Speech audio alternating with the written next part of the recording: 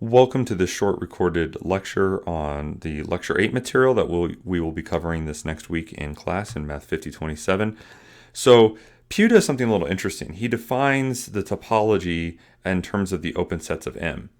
It's a little strange because actually you can define a topology without any metric space. So you could just start abstractly, which is something that we're going to do, and then show that what we call the open sets of a metric space are in fact a topology. So in general, you can actually define a topology a little bit differently. And in fact, it often is. And I would do this. I'll do this on the whiteboards that we work through.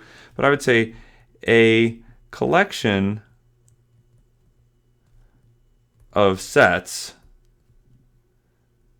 script T, that's how I make my script T, form a topology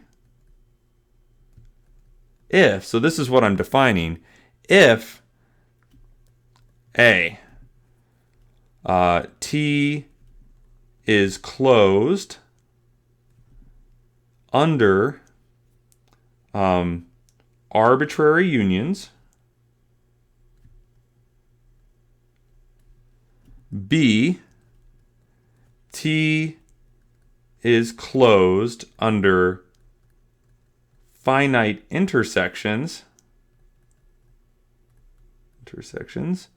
and C, property C, the empty set and the whole space belong to this collection of sets, T. So then that's what a topology is. It has these three properties. So he writes this here like, oh, this T that's formed by the open sets from M is a system that has these properties. But this is actually the definition of what a topology is. So I think it's just presented a little awkwardly in this theorem. This is how you could define a topology using the properties that he's writing out here. And then what you do is any set T, script T, that you use T because you're talking topology, this script T that has these properties is a topology. And then the sets it contains, we declare them to be open. No matter what they look like, no matter how strange they might seem, if the set T of all these sets from a space, if you have these three properties, the empty set and the whole space belong to T, it's closed under finite intersections and it's closed under arbitrary unions, and you're saying that's a topology, and by definition, I call the things in the topology open sets. I declare those things to be the open sets in the space. And then our notions, what he's basically getting at with this theorem, which I think is presented just a little strangely because he doesn't define just the topology more abstractly, is he's saying, hey, you know those things we called open sets in a metric space?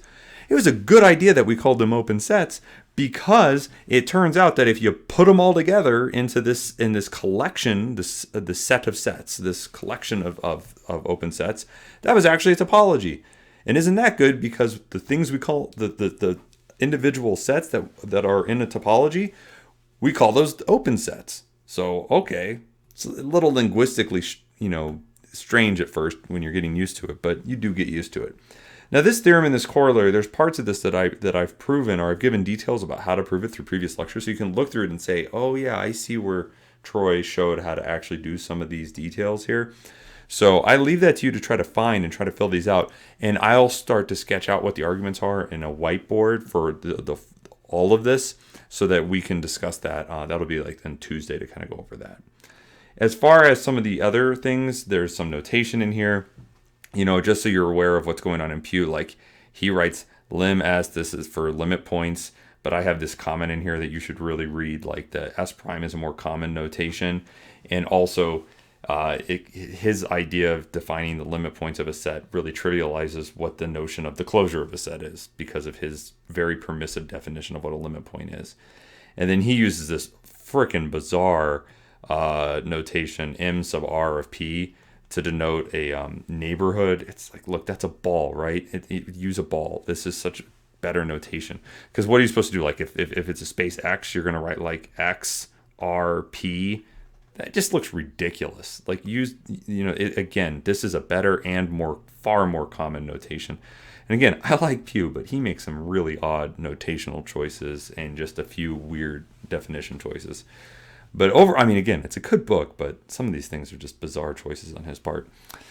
And then, there's this theorem, like the set of limit points is closed. And we already proved that. That was actually from the previous whiteboard, previous set of lecture notes from lecture 7. And then this idea that a ball is an open set. We talked about the ball being open. We didn't actually prove it was an open set. That's something that's worth proving. You should try to prove, and I say this here, prove that the ball, any ball of radius r centered at P, right? And this means the open ball. Well, prove it's open, right? Prove that it makes sense that we're calling it an open ball. So, it should make sense. And then there's this notion here about, like, I get into ideas of like neighborhoods and very general things about topologies. I will spend some time talking about this page. You should read it carefully. There's a lot of text here, so I don't want to spend, this recorded lecture reading this to you. But you should look at this, because one of the things that's interesting is once you set up the notion of a topological space and you realize that metric spaces are specific types of topological spaces, but there are topological spaces that are not metric spaces. So just like when we talk about a space X with D to give a metric space, we could use X and T to say that's a topological space. And then this allows us to define things like convergence in a topological space where you don't necessarily have a notion of measuring distance. So like, what would that mean? This is what definition 6 is. You should really spend time reading this page very carefully and really considering how would you define convergence if you didn't have a notion of measuring distance, if that just wasn't available to you.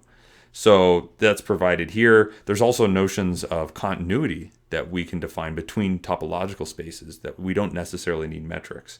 Metrics have more structure that we can use and exploit, but you can actually prove things with these topological spaces.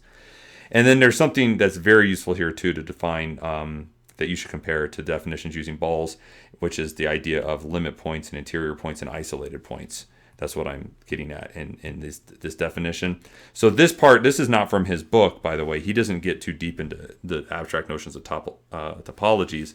All of this stuff that's below, like that's here, this is from me. This is either me writing it, like in red, or I'm taking snippets of lecture notes from previous courses I've taught and just kind of stitching them together in a sensible way for you. So it's definitely worth spending time and thinking about it. All right. Then I get into these very kind of funky examples because I really want you to think like, what happens when I'm in a space and I don't have a notion of metric, right? And like I had said, you could always use a discrete metric. But imagine that there's no obvious way of measuring distances and you don't want to use the discrete metric, but you still want to talk about things.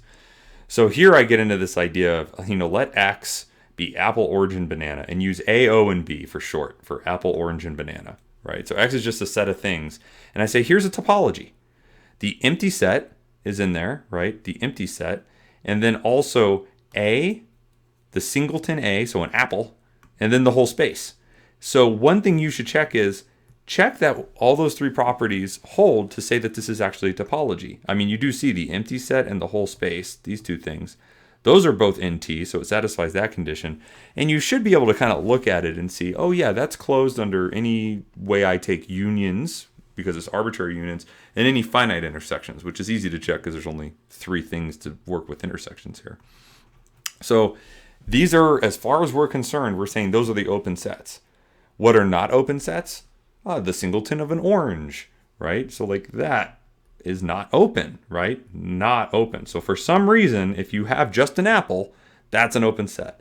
But if you have just an orange, well, that's not an open set at all. And neither is a banana, and neither is an orange and a banana.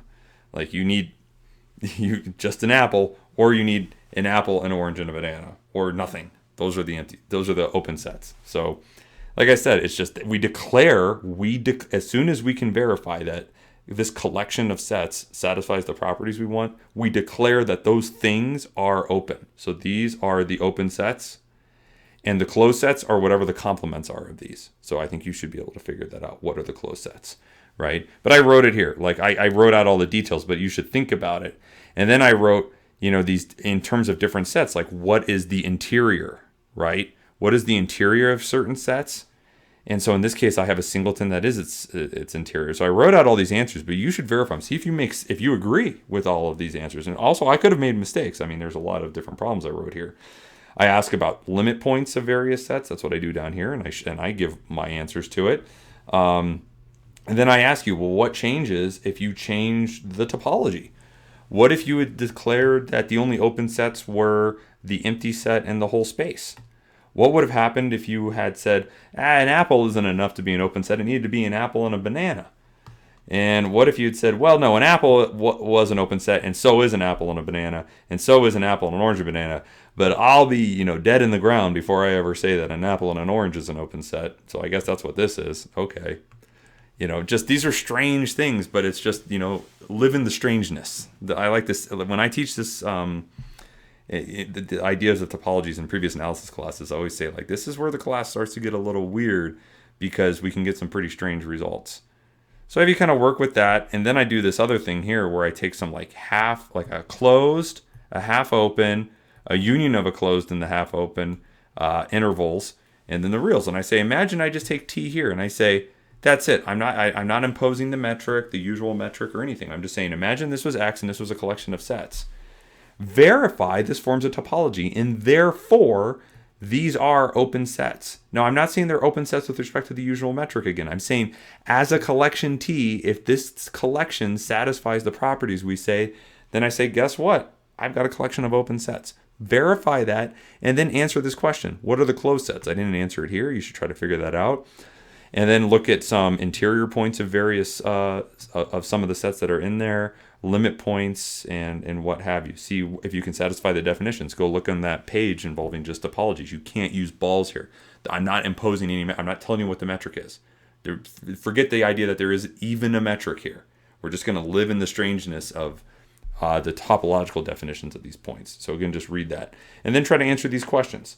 So, look at them. We'll answer all of this stuff in class. But it's good if you try to answer for yourself, because then you can talk it over with your group when you do the breakout room. So that's it. Thanks for listening, and I will see you this upcoming, what will be a very strange week.